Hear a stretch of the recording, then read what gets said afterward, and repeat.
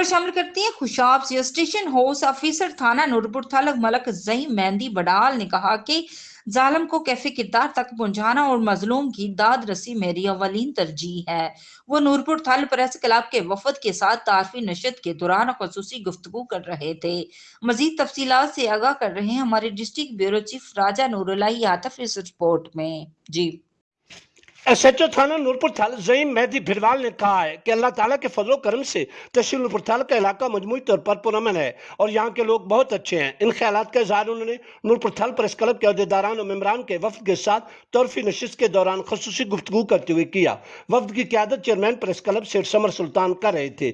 وفد میں سرپرست اعلیٰ نورپور تھل پریس کلب ملک محمد ایاز جویا، فاؤنڈر ممبرز احمد نور الدین، راجہ نور الہی عاطف اور سینئر صحافی ملک غلام جلانی وڈل شامل تھے۔ اسٹیشن ہاؤس آفیسر نورپور تھل نے کہا کہ انشاءاللہ عوامی ریلیف کے لیے ہرگز کوئی دقیقہ فروگزاشت نہیں کیا جائے گا۔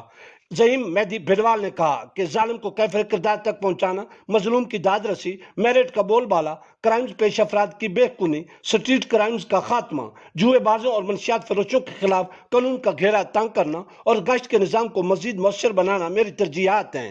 ایس ایچ او نے نورپور تھل پریس کلب کے وفد پر زور دیا کہ معاشرتی اصلاح و فلاح کے لیے پولیس کے ساتھ بھرپور تعاون کریں۔ صحافیوں کے وفد نے سماجی بہبود کے لیے زعیم مہدی بھروال کو اپنے بھرپور تعاون کی یقین دہانی کرائی۔